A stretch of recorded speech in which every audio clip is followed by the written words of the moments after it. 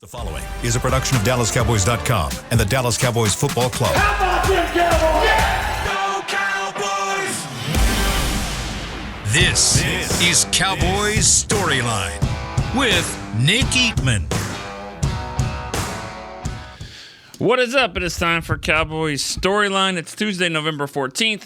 The Cowboys are getting ready for a Carolina team that they have just one win, but we've already seen this year. We've already played this game, so let's don't go down that road. I think the Cowboys know that. They need to be focused, not going to try to jump too far ahead. Obviously this is a stretch in the schedule, though, that the Cowboys should be able to get some wins, but they gotta stack it. I thought they did a nice job Sunday against the Giants.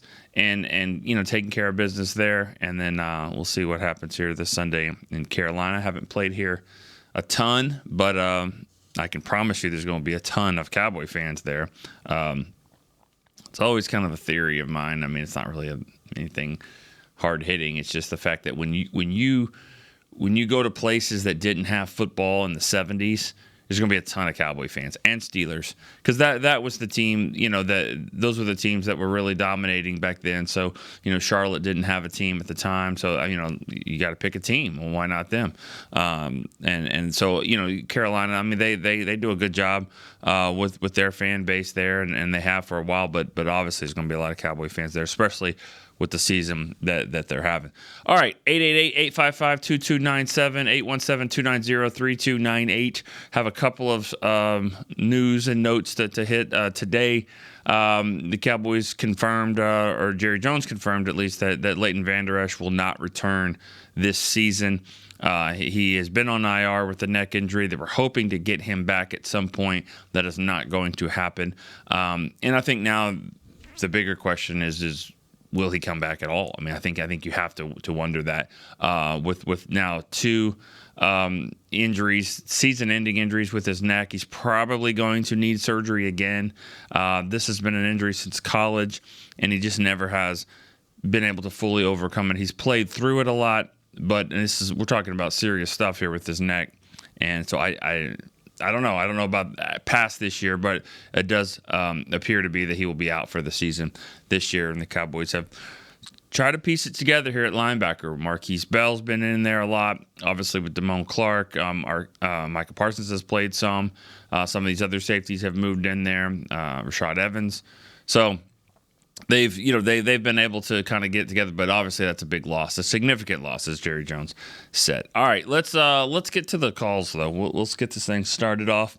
We got a first-time caller from John in Green Bay. What's up, man? Hey, good morning, Nick. Hey, listen, I love this show, man.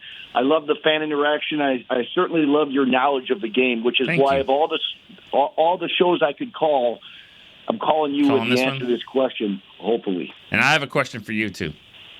Okay. All right. So why do we never, and I mean ever, and I've been watching double the gunners on their punt team to give Turpin or Vaughn, whoever's back there, a little room to maneuver? I mean, the two gunners coming down are the quickest ones. They're fast enough to get away from a linebacker, which are the other people coming down, but we never, ever double the gunners, and they're right on our guy on every punt, and I can never figure that out. Other teams always double the gunners. I don't know about always. I mean, you're setting yourself up for a fake if you do that, because you think about it now. You just put five guys that aren't going to stop the ball. That's five, because you double. At least you want to double both of them, or just double at least one. I mean, I guess double one. Maybe. One of them, because I think about it. If you doubled both plus Turpin, that's five guys. You only have six in there, and they have a punter. So that's, I mean, you're talking about maybe, some fakes up the middle and things like that. But I mean, you're not wrong in your theory of that. I mean, there's some different things that they can do to disguise that. I mean, I wish more than anything they would just tell the guys, don't hold at all. I mean, it's an absolute backbreaker. Even if Turpin doesn't get loose there, it's a backbreaker when you catch the ball at the 20-yard line, and next thing you know, there's a holding penalty, and now you're back inside the 10. So I don't know. I mean, I think I think they want to get the ball in his hands, and they're doing it on offense. That's kind of what they're doing. But I mean, there's some strategy involved with special teams, and I don't think anyone knows it as well as Bones. So John Fossil. So I think that there's a reason why they don't do it, and a lot of it is because you set yourself up for some fakes and things like that. Okay. Well, good all right, enough. I got a question. There's the answer. I got a question for you. How long have you lived in Green Bay? Well, I was born and raised, and then I spent 30 years in the Marine Corps, and now I'm back. Oh, you're back. But I was wondering. I was like, have you ever driving around? Did you ever see Mike McCarthy? I mean, but was he there when you were there? No, I was here in the 80s. Oh, okay. But Yeah, I mean, right. yeah, I mean everything up here is Green Bay. Yeah. I mean, I'm an outlier up here. I bet. I bet. But it just seems like it's such a it's such a small place, and everybody kind of knows everyone. I just wonder, you're driving around like, hey, there's the head coach. There's that just happens. It's kind of a cool. See it. You run into them at you run into different Packers at Walgreens in places that you wouldn't even think of. Yeah. It's an awesome place. Again, I'm wearing cowboy gear all the time, so Good. they Good give for me you. side eye anyway. Good for you, John. All right, appreciate that. Good call. Thank you for starting us off here today.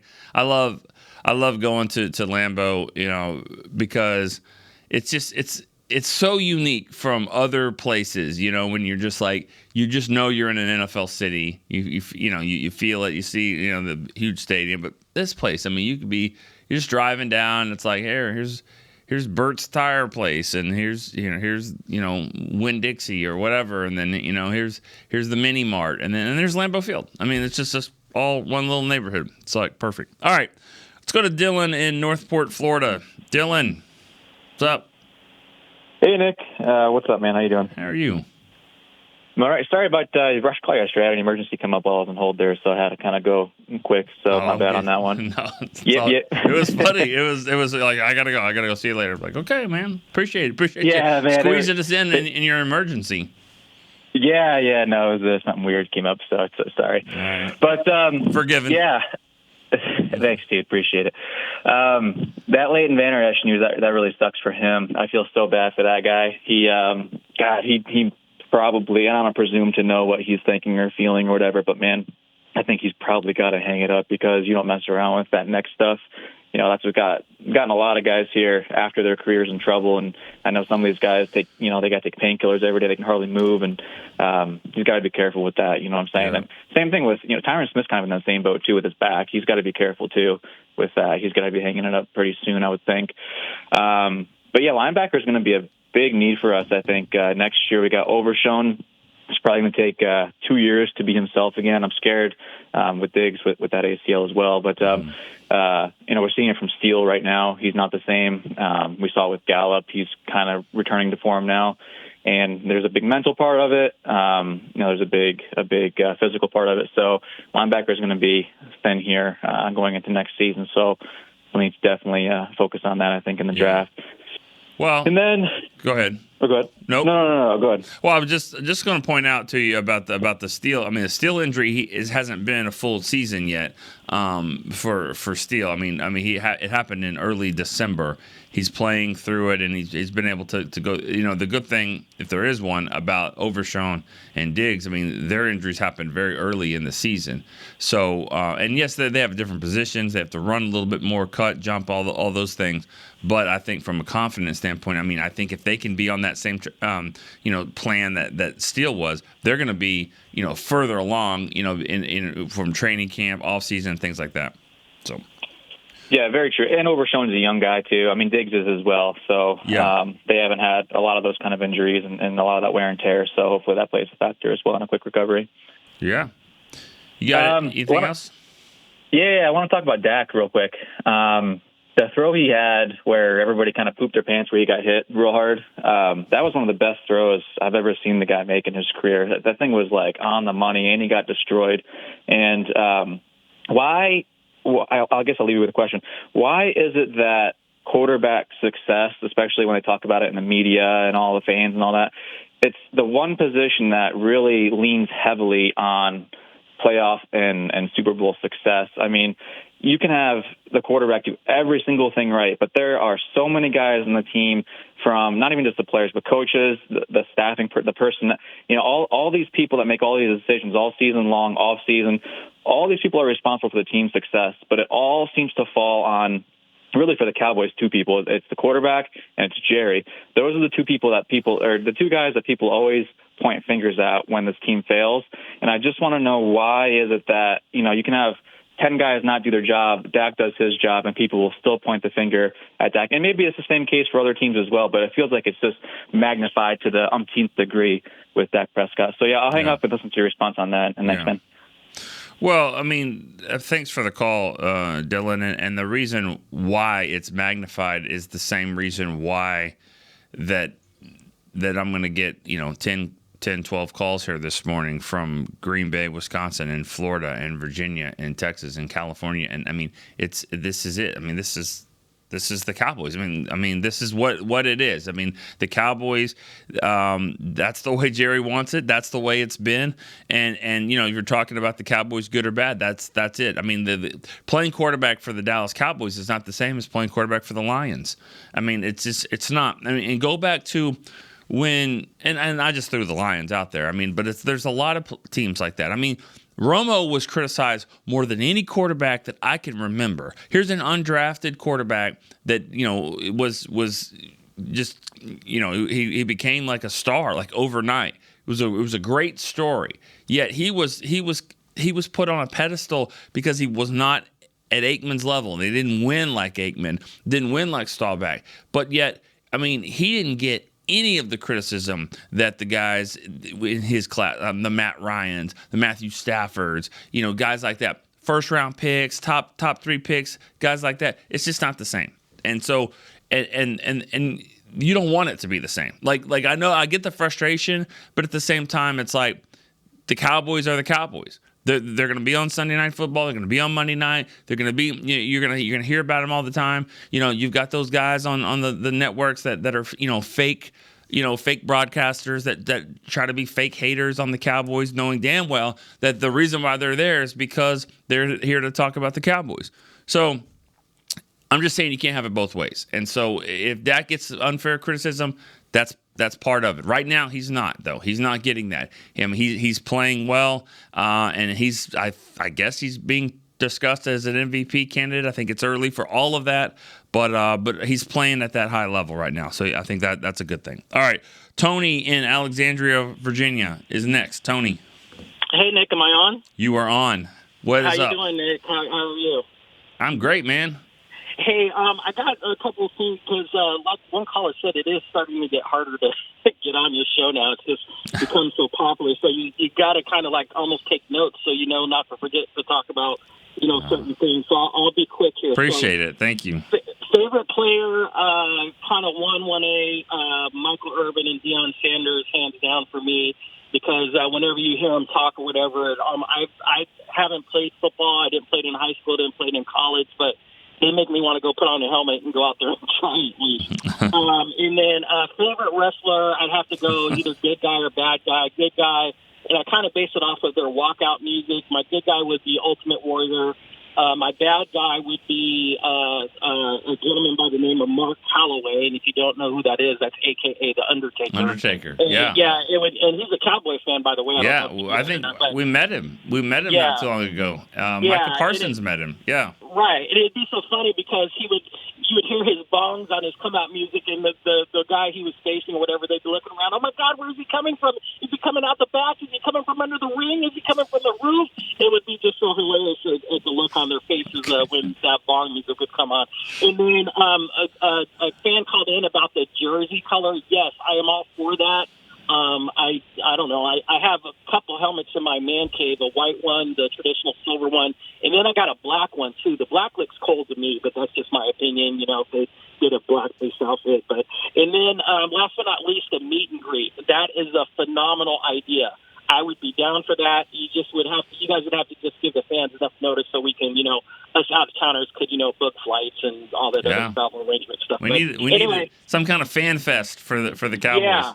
Yeah, and just not when it's like blazing hot down there, because that would be a mess, being out there in a blazing hot July heat or whatever. But yeah. Anyways, I'll hang up and listen. All right. Great show, and I'll hang up and listen. Thanks. Yeah.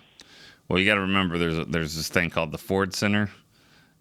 We'd book that. That's what would happen. We're not going to be out there in the blazing, heat in July. No thanks.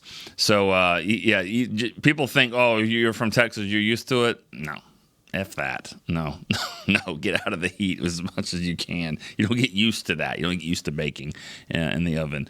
But yeah, good stuff. A lot of good things there. Undertaker, the Warrior, Ultimate Warrior, Michael Irvin, blue. I mean, he's talking about silver uniforms, silver jerseys. I'm not a big fan of that. I've seen those jerseys. I don't ever look at those jerseys when I see, the fans wear them and go, they should wear those. I don't know. There's something about that. That's not my favorite. But I don't know. I mean, they'll trick it up every now and again, and they've done it a lot more lately than they have in the past. All right. Let's go to a text question here. Joe in Florida. Could you describe the coaching style difference McCarthy brings versus the previous regime? And could you tell a story about the triplets? I was looking back here. I thought it was Aikman, Irvin, and Aikman, Irvin, and Emmett. I'm forgetting Emmett Smith. No, the reason why I paused there, we got different triplets to talk about here soon. But those three, I covered 1999 was my last year here, and they were all still there. So that was kind of cool, because earlier in the decade, I was in junior high and high school, when they all started getting here. And so being a big fan of watching them win and all that, and then be at the end of the decade to be able to cover them was kind of surreal. And Dion was in there too. So that season, and Daryl Johnston for like a game or two. And so it was a lot. It was that, changing of the guard, really. I don't have a ton of stories on them.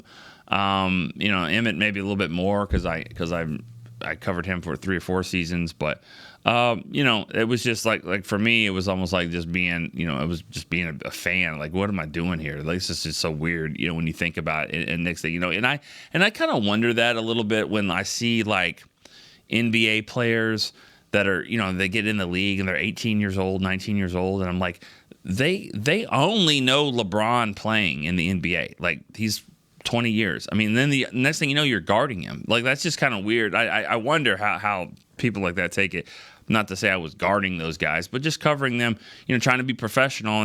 But just 10 years ago, I was trying to get their autograph, or stuff like that. So that was cool. And I definitely, every time you see those guys, they are royalty around here. So, and it's not just them. It's the guys that were here that played that helped them win championships, things like that.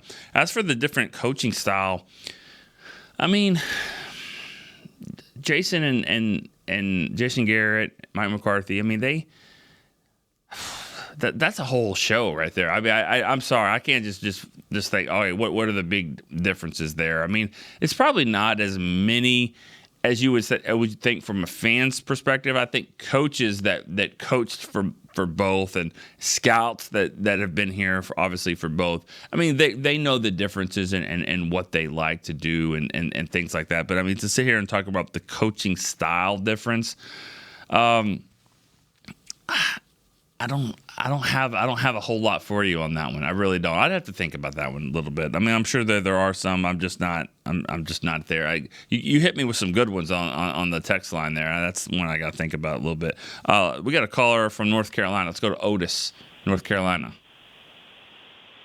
Hey, Nick, how are you? I'm good, man. How are you? I'm doing well. Got 2 things for you. Okay.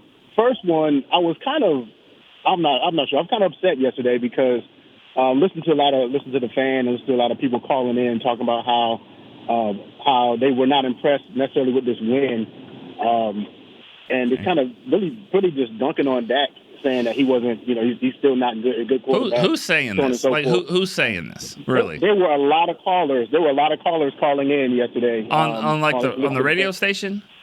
Yeah, just saying how they weren't impressed with the win. Wake me up when we play a better team. so on and so forth. I mean, you beat the teams that you're supposed to beat. I mean, Yeah, that's to me, you do what you're supposed to do when you get out there. But I mean, a lot of people were talking about Dak and so on and so forth. I got people even saying that they don't like Dak just because he made the money he made. Because they call him selfish for getting the contract that he got, so he wouldn't spread the wealth around like Tom Brady or somebody. You're not listening to and hanging out with fans. Like these are. I mean, seriously, because it's not a fan. Anybody that says "wake me up" when they play, you're not a fan. You're not a fan. You're just a casual. You just want to sit there and you want to be able to say, "Aha, I told you," whatever. Because that's not a fan. There's a schedule, and also anyone that thinks Dak is making a whole lot of money from NFL quarterback standpoints, he's right in the middle. He's right in the middle. So they just remember Dak getting the contract. They don't remember the 13 others that have been leapfrogging him on that list at this point. So these people are they're misinformed. That's what it is. That's all it is. Okay. I agree, and I appreciate that. What do you got? Second one is CD Lamb. Is he playing well? Is he meeting up to the standards of these so-called fans? Is he playing okay? Absolutely. Okay. Absolutely, he is. And I know there's been a little bit of controversy about what he said after the game. Oh, yes. I think he was misquoted, if I'm not mistaken. I think he was. Watching the clip, he said, "I'm one of those ones. I'm a top receiver in this game." It was quoted as saying, "I'm the top receiver in this game." So I don't know if you caught that or not, but a lot of the quotes I've seen, he said he is the guy. He is the top person. I don't think he said that. Yeah, it's definitely been discussed here in the office. We were a part of that as well. I mean, we have the story up, and it says, and we had to listen to it yesterday, and that's exactly what he says. I'm one of them ones. I'm a top receiver in the league. That's what I thought. Yeah, and that's what I heard as well. It's really close. I'm a top receiver. But I really believe, I think because he says I'm one of them ones, I'm a top receiver in this league. I think that's what he meant. And, but you know what? Like when I heard it and read it, I'm the top receiver. I didn't really blink. I was like, okay, I'm kind of surprised if he said that, but he's not wrong. I mean, right now I don't think he is. I don't think he's wrong in saying that, but he's definitely one of the top receivers in the league. I just love the confidence he has right now, and he's playing well, and it's good to see. Yep, it's very good to see. He is one of those players. Thank you. Appreciate that. All right, Otis, good stuff. Let's keep moving here. Michael in Bowling Green, Kentucky. Hello. What's up, Mike? You there, Michael? Hey. Oh, yeah. Hey, what you said this morning makes sense. I'm from a small town in North Carolina, and the Cowboys were on basically every week. So I'm actually from the same town Greg Ellis is from. Oh, okay. He went to my high school a couple of years after I graduated. But what I wanted to ask was Greg Olson was talking about during the game Sunday. If Dak keeps playing like this, he's going to be in the MVP conversation at the end of the season. I know there's a lot left, but if he continues at this pace, I mean, do you think that's a possibility? Because I remember when Romo should have won the MVP, but Aaron Rodgers got it, and so I'm just not sure about, Yeah. You say at this pace, what you're talking about, stats or record? The way he's gone with the minimal interceptions, the 300 and 400 yard games, and not making the mistakes. Do you see him being in the conversation? Yes, I see him being in the conversation. They have to beat the Eagles. They have to. Yeah. He has to change that, and he has to, probably win one of those games there in Buffalo, Miami. Which, I mean, seriously, watching that game, last night. I mean, who's afraid of that? Who's afraid of Buffalo? Yeah. They're 5-5. I mean, they aren't as good as everyone kind of thought that they were. And I'm not saying that won't be a tough game, but they, they have every game on this schedule is winnable. Every single one. That's how good they are. I think they'll be favored to win probably all but maybe one or two of these games. So they have to go and win those games. The narrative can't be the Cowboys are just beating up on these teams that don't have winning records. They have to beat Seattle. They have to beat the Eagles. And I'm not jumping ahead. I mean, obviously you got to win these other games. You can't have another stinker like you did against the Cardinals. You can't have that. Well, So I mean, if on this pace, stat-wise, sure, but he's got to jump it up a little bit and win some of these games, against some big competition. But you do that, and you put this team, if they go win the NFC East, which is not going to be easy at this point, but if they can do that and get into that conversation, then I think Dak is one of those guys. Yeah, I think they can win the East. And, hey, you had 3 first-time callers yesterday at the end of the show and started off with one. That's 4 in a row. That's 4 in a row. Dylan from Northport, he broke the streak, which is fine. But yeah, we definitely had 4 in a row. I'm not sure one of these other ones weren't first time. They didn't say it, but they might have been. But it's definitely getting harder to get on, which is awesome. It's awesome. I don't want this show to go anywhere. We're good. I love this show. We're good. We're in. The only thing that changed, we might in the off season, we might go a little longer. At some points, get you guys, everybody get a chance to get going. But yeah, this has been great. And then Michael, you're one of them that calls all the time. I appreciate you getting in. And I hope LVE, not for football, but I hope LVE gets healthy. So for his health. Yeah. And if he can play football, fine. But his health is more important. Definitely, and that's a tough deal. These players that are. That are young. I mean, they're still young. I mean, he's 27, maybe 28 years old. So that's, he's still got. Hopefully, he's not done playing football. I mean, let's just say that. But he's got to make some decisions here, and I mean, just look at the writing on the wall. He had neck injury in college. I mean, he missed 7 games, I think, his junior year because of a pinched nerve in his neck. Sophomore or junior year. It was the year before he got drafted. So, and then he gets, here and he has a great rookie year and he makes second team All Pro, makes the Pro Bowl, and we're thinking, oh, this is the next Urlacher, then the next Leroy Jordan, these great linebackers.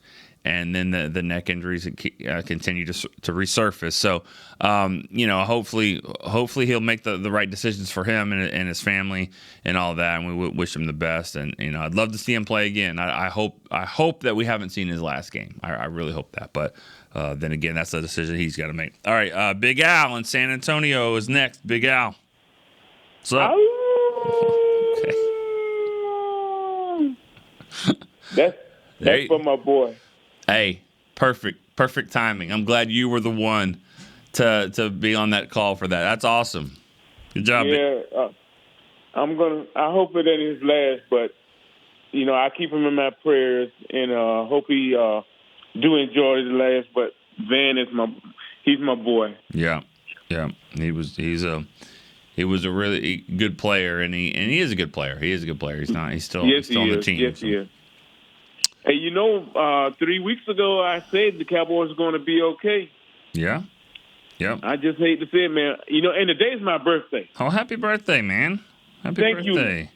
You. And a good present for me, 68 years in this world. And I'm going to tell you, and I've always been a Cowboys fan. If we're going to do it. I just feel it, Nick.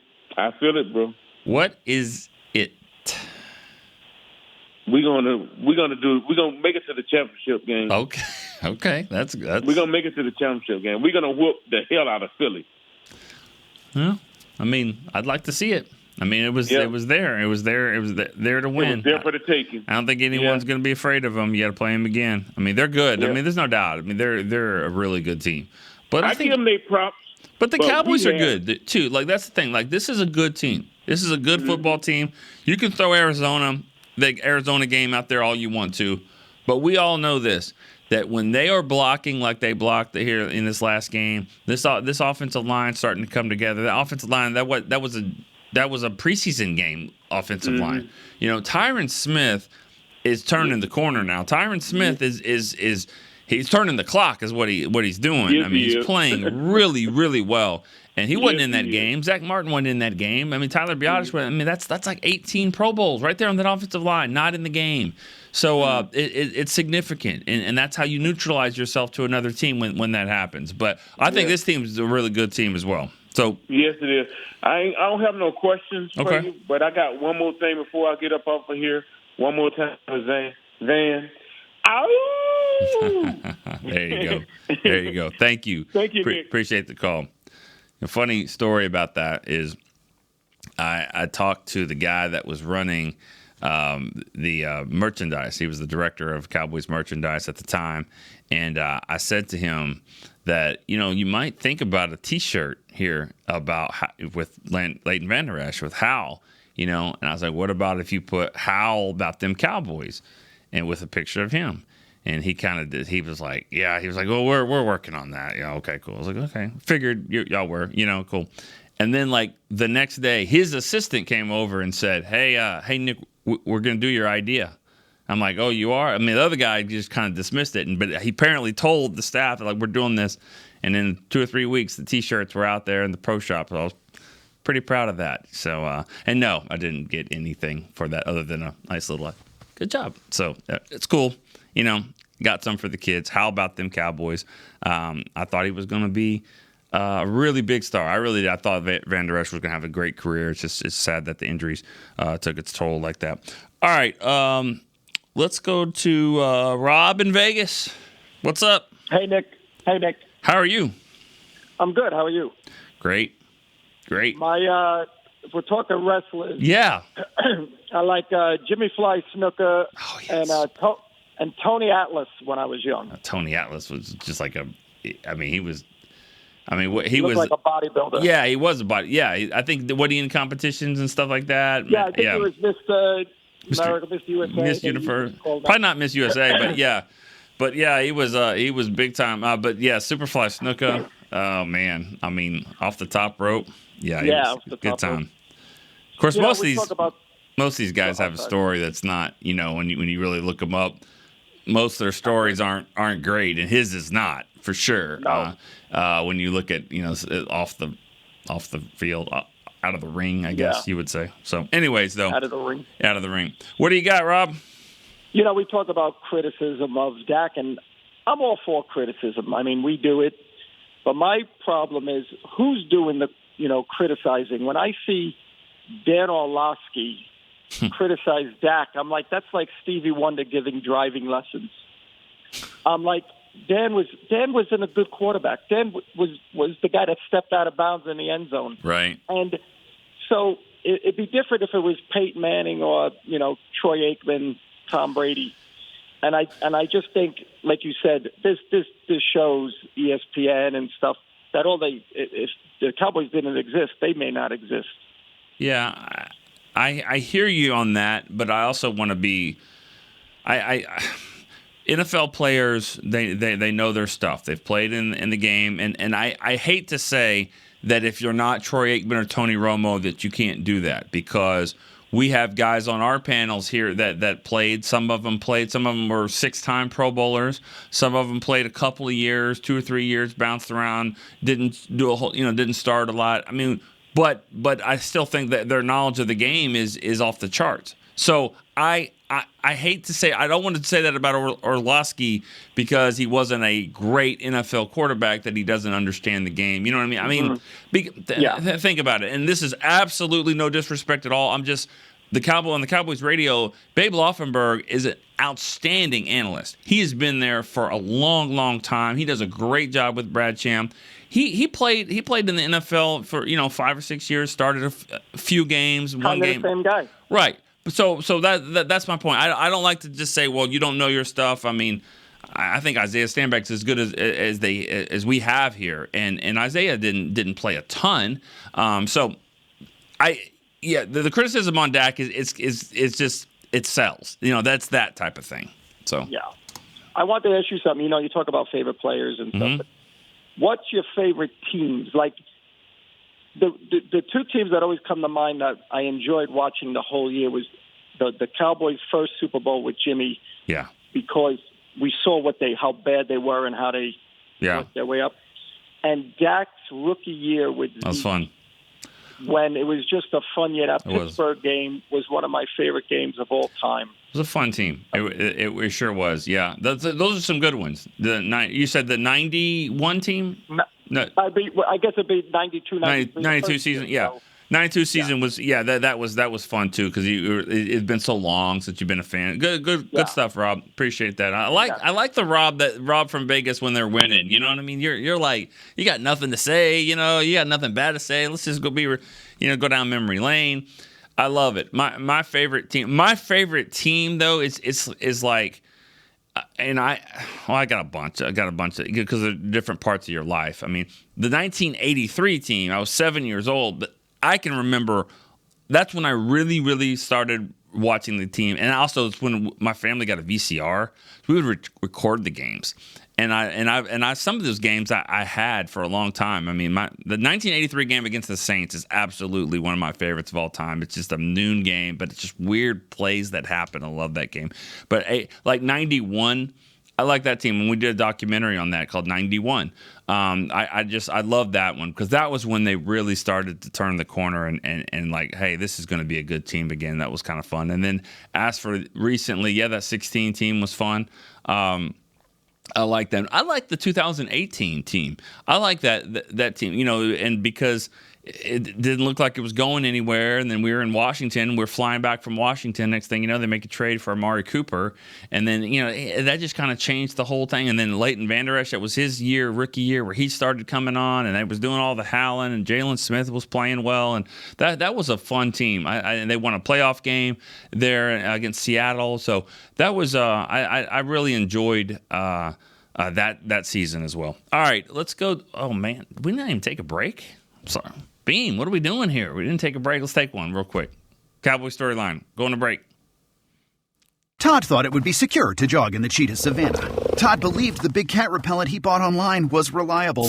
And now, Todd is trying to be faster than this cheetah that can run 80 miles per hour. But the good news is, Todd has AT&T 5G that is fast, reliable, and secure. And he learned the best thing to do is stop running and toss her the backpack with the beef stew. AT&T 5G. Fast, reliable, secure. It's not complicated. 5G requires compatible plan and device. 5G may not be available in your area. See att.com/5G for you for details. Cowboys fans, after that move, we've just coined the term Rowdy Replay. Let's roll back the tape. Okay, there's our mascot Rowdy cheering on the boys. And now he's on his phone, on his Bank of America mobile banking app? Staying on top of his finances with his virtual financial assistant, Erica. Bank of America's digital tools are so impressive. Cowboys fans just can't stop banking. Learn more at bankofamerica.com/can't-stop-banking. Erica is only available in the English language. You must download the latest version of the mobile banking app, only available on select mobile devices. Message and data rates may apply. Member FDIC. Welcome back into Dear Doctor, the show where I answer life's questions with an ice-cold can of Dr. Pepper. Sheila, let's hear from our next caller, would you? Dear Doctor, my friend supported me during a tough time. But what's the right gift that says, thanks for being a shoulder to cry on? Okay, this one's easy. I say give her a delicious Dr. Pepper.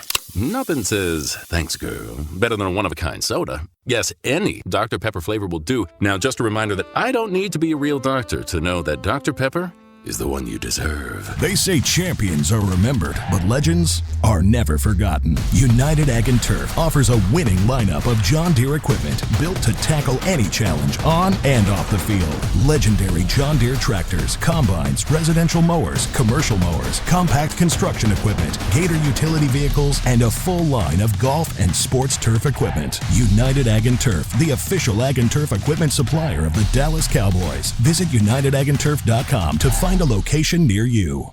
Back to Cowboys Storyline. All right, back here for a few more minutes. We're going to go right back to the phone lines. We got Steve in Washington. It's the Washington State. What's up? Conspiracy theory, Steve from Washington State. Oh yeah, I remember this now. What's up? What do you got for us today? Is just it's making it harder and harder to get in on the phone calls. I think it's a conspiracy to keep me off the air.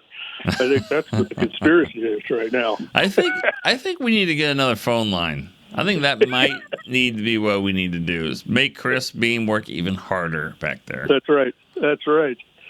What do you got, Steve? Because I got a quick question for you. Bryant that we just signed, Martavis. Yes, or the rookies or the free agents this year? Who do you think is going to make the bigger impact this year? You talking about the draft picks? Yeah, the draft picks, or the. Oh, well, I would lean towards them because the draft picks, because they actually play, and they were playing the last few years. I thought Mozzie Smith, it was encouraging what he's done, and Schoonmaker's going to be out there. Like, Schoonmaker is a big guy that blocks, and they like to go with 12 and 13 personnel. He's going to be out there. He can't keep dropping passes. That obviously you don't want a guy that your quarterback doesn't trust. I'm not saying he's at that point, but Schoonmaker needs to make a big catch, a big play, and he did. He made a nice catch, and he was short of the goal line. That could have been big for him, and but he just hasn't. It hasn't clicked yet for him, but I think it will.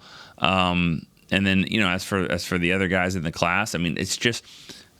I'm not giving them excuses. Just remember, this is a football team that was 12-5 2 years in a row. So, and they have a ton of draft picks 2 years ago. I had like 10 picks. So there's a lot of guys that there's just not. It's just hard to make this roster. It's hard to get some playing time. This has been a good football team. It's a rather deep team, and so it's not easy for rookies to jump in here and make a big splash on this team. I think they thought Mozzie would do that a little bit more. Maybe he's picking it up a little bit.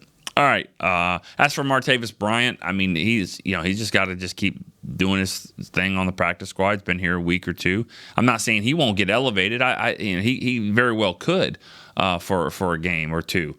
It's just depending on do they think that there'll be an injury. Knock on wood. There'll be a need for a big receiver like that, and I'm sure he'll get in at some point if he's ready. All right, Mike in Ohio is our next caller. Mike. Hey, Nick. Hi. Hey, long time podcast listener, first time caller. First time. All right. Appreciate that. First time. Really like your show. Thank you. My wrestler, Hulk Hogan. Oh, yeah. And I have two Cowboys from when I was a youngster I really liked watching. Bill Bates and Daryl Johnston. Yep. And so my question for you, and maybe if you got about a little bit, the use of fullbacks, we kind of have that ability. We just don't see it that much. I really liked, Daryl and Emmett, that kind of team effort there. So, yeah, you talked about that a little bit, and, why aren't we seeing it that much in the NFL anymore? And I realize things changed a little bit, over time, but I really miss watching that kind of physicality. Yeah. Anyway, thanks, Nick. All right. Yeah, those two guys, they did not care about their own health and injury situation. I mean, they would lay it out there. Bill Bates, Daryl Johnston, of course. Just they were fan favorites for that because people can relate to that. You don't have to play in the NFL or even college. I mean, a lot of the guys played high school football, and they know the guys that laid it on the line and that weren't afraid and weren't afraid to mix it up. And those two guys kind of fit that category, so they're always going to be big fan favorites there. And I mean, the game evolves a lot over the years, but it kind of goes in cycles. I mean, as soon as you start saying, all right, well, there's no fullback, we're not doing that, then teams start, there'll be a few but there are some fullbacks still playing because, when you play when you have a defense designed to stop 25 or 27 different teams, that's where, it's like, well, if we have the personnel to run the ball on them, we'll do that. And so, therefore, every now and again, you see it in college too, teams that can kind of do a pro style, run the ball type of offense can really hurt these defenses that are kind of designed to play against all this fast-paced stuff. So it goes in cycles. I don't think the fullback is ever going to completely go away. You got to be able to do it though. You got to be able to block. You also have to catch the ball out of the backfield, run the ball. So it's not a lost art just yet. I mean, you don't see it a lot, but there's still some out there. All right. We got one more caller, Brian in Kansas City. Brian, what's up? Hey, Nick. How you doing? I'm doing good, sir. Hey, I was thinking last night, people always want to do these ranking boards, who's the best. And I'm not a big one on that. Just tell me who gets to the Super Bowl. But I was thinking, what are Dak's signature wins, whether he's a top 10 quarterback or not or whatever. But I thought his signature wins, and you mentioned one of the games or one of the seasons earlier in the podcast, the 16 win against the Steelers, mm-hmm. the playoff win against Seattle, right, and the playoff win against the Bucs. I mean, to me, those are his signature, You can't believe the performance he put out there. And I have another one. I have another one for you. A game that we wondered why he was even playing. It was 2018 against the Giants. Last game of the season. Didn't really matter. Zeke did not play. And he went out there and I think he needed that. He hadn't been playing that well, and they went and won that game. I believe it was 36-35. He had probably his best throw that I could remember, rolling to his left on fourth down. Maybe could have run it, threw a 30-something yard touchdown pass to Beasley in the back of the end zone. Great catch by Beasley. They go for two, win the game. And then the next week, I think that's when they go and they beat Seattle. But I think that game against the Giants, when it was like, why is he even out here? It's because he needed a game like that, and he did it. So I put that one in there as well. Yeah, now that you say that, I do remember thinking the same thing, that they're holding Zeke out. Right, why not Dak? Yeah. And the other thing I had for you today, I've heard so many of the guys talk about how they got their job with the Cowboys. I've never heard you tell us how you got your job with the Cowboys. I'd love to hear it, man. All right. I'll hang up, and you have a great day. All right. I can try to do it quickly here. Thank you for the call, Brian in Kansas City. 10-way tie. 10th call, 10-way tie on the states. I always track the states there. Missouri, Washington, Ohio, Nevada, Kentucky, Texas, North Carolina, Virginia, Florida, Wisconsin. 10 different callers from 10 states. Love it. That's America's team. For me, I mean, if you ever look up, if you just Googled right place, right time, that's me.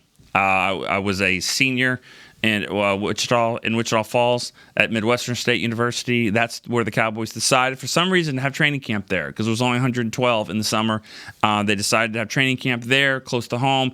So we moved from Austin there. I was a senior. I was working for the local paper there. The Cowboys called. This thing called the Internet's kind of happening now. Maybe we need our own writer. We'll get some interns for 1998. So they called my advisor at school. They're like, I got the guy for you. I did some things in 98 as an intern. They say, hey, we'll be back next year. Graduate, and we'll be back, and maybe we'll have a job for you. And that's what happened.